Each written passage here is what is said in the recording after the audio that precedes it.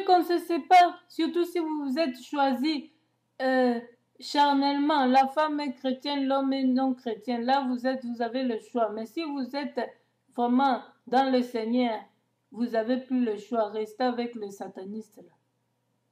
Battez-vous jusqu'à la fin. C'est pourquoi on demande toujours la volonté dès le départ, avant d'y toucher. Quand vous ne demandez pas la volonté de Dieu que c'est un sataniste, vous allez assumer là-bas dans le mariage, restez avec ce sataniste-là. S'il boit le sang devant vous, supportez. On a dit aussi supportez-vous les uns, les autres. C'est ça pour nous. On doit se supporter les uns, les autres. Il y a d'autres satanistes qui s'infiltrent dans des églises pour chercher de bonnes femmes. Parce qu'ils savent qu'à l'église, il y a des chrétiennes, des femmes qui ne sont pas putes. Alors, ils aimeraient avoir de bonnes femmes qui restent à la maison, qui respectent les lois. Mais ils sont eux-mêmes satanistes. Ils ont reçu Christ ils n'ont pas reçu Christ en esprit et en vérité. Ils n'adorent pas Christ en esprit et en vérité. Ils font semblant. Et quand vous serez ensemble au mariage, tu crois que à la maison, dans votre foyer, tu croiras que ça c'est un enfant de Dieu. Après, il va te montrer sa vraie face. Comme le chat cache ses ongles. Un moment, il va faire sortir. L'habitude naturelle d'une personne ne se cache pas, même si vous cachez au début, ça sortira parce que c'est dans vos habitudes. Si quelqu'un n'a pas l'habitude de brosser ses dents quand elle était seule, ce n'est pas au mariage qu'elle va commencer à brosser. Même si elle brosse quand l'homme vient lui voir pour sentir bon, quand ils vont se marier, ça se saura, la bouche va commencer à sentir mauvais, va rester comme ça.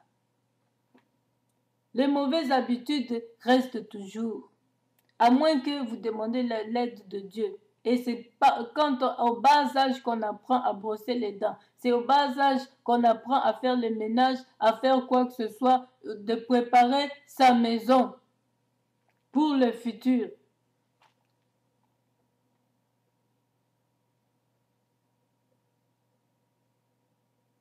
L'argent. L'argent, c'est Dieu qui donne. L'or et l'argent appartiennent à notre Dieu. Nous avons vu, Abraham avait reçu les anges. Abraham a reçu Melchisédek, Dieu dans sa maison. Ils ont partagé le pain et le vin. Il lui a apporté ce qu'il avait besoin. Et pourquoi pas vous? Vous pensez que tout ce qu'on prêche là, c'est faux? Que Dieu ne peut pas vous visiter chez vous et vous apporter l'argent ou quoi que ce soit chez vous? Si vos magiciens là, vous le faites, mais avec malédiction et qui finissent mal, à combien plus fois que notre Dieu le fera? Lui, le créateur de toutes choses. Vous avez vous-même vu le serpent de Moïse a avalé le serpent de Pharaon. Vous avez votre puissance, mais il y a la puissance qui est au-dessus du vôtre. C'est la puissance de Dieu, de Jésus-Christ. C'est mieux de choisir celle de Jésus-Christ. Parce que le vôtre vous amènera à l'enfer. Tout ce que vous faites aux gens, sachez que vous le payerez. D'autres commenceront ici à payer sur terre et finiront là-bas avec le feu éternel. Vous pensez qu'un enfant de Dieu, vraiment qui a goûté aux œuvres de Dieu, va se laisser céder à reprendre les œuvres mortes que vous faites et s'associer à vous? Vous vous trompez. Vous vous trompez. Et vous demandez ça aussi à Dieu. N'importe quoi. Le Seigneur lui répondit, « Marthe, Marthe, tu t'inquiètes et tu t'agites pour beaucoup de choses. Une seule chose est nécessaire, Marie a choisi la bonne part qui ne lui sera point ôtée. » Quand vous avez choisi Christ, c'est la bonne part. Ça ne vous sera pas ôté par personne, parce que Dieu est puissant, très puissant. quand vous l'avez reçu en esprit et en vérité. Ça ne vous sera pas ôté, même si les satanistes veulent vous récupérer, ils vous réclament spirituellement. Votre Dieu est plus puissant que eux. Dieu va vous révéler, vous allez vous mettre en prière et ça ne va pas réussir. Même s'ils vous réclament, parce que ici, Marthe était en train de réclamer Marie, que Marie aille l'aider à servir Dieu. Or, ce n'était pas un vrai Dieu qu'elle voulait servir là-bas. C'était un faux Jésus qu'elle voulait servir. Entraîner Marie. Et le vrai Jésus a dit, Marthe, Marie a choisi la vraie part, le vrai Jésus.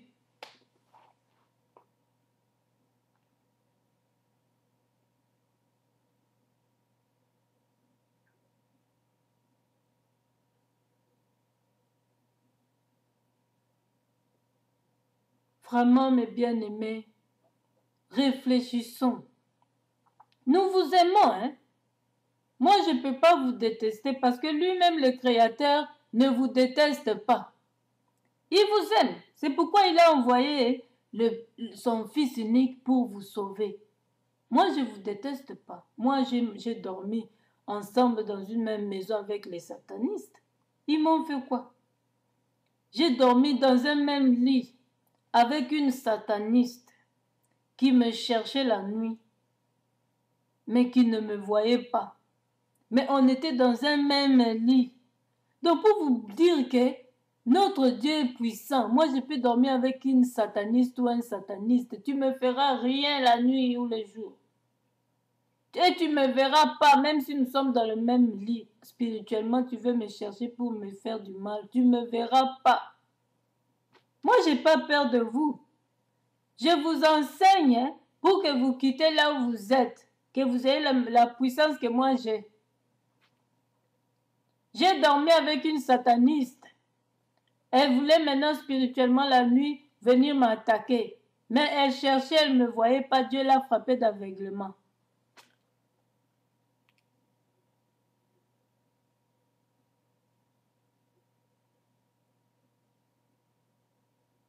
Donc pour vous dire que votre puissance là n'est pas puissante devant la puissance réelle de Jésus-Christ, de notre Dieu que nous servons.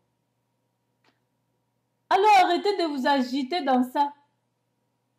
Arrêtez de vous agiter dans votre satanisme, dans votre sorcellerie, en train de tuer, en train de faire ça.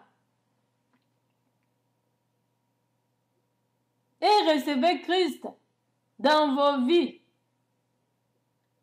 Et arrêtez d'essayer d'entraîner les enfants de Dieu à retourner vers vous.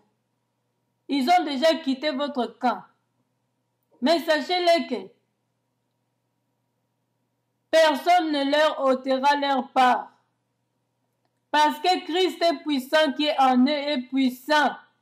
Nous allons lire ici, dans 2 Chroniques 20, à partir du verset 15.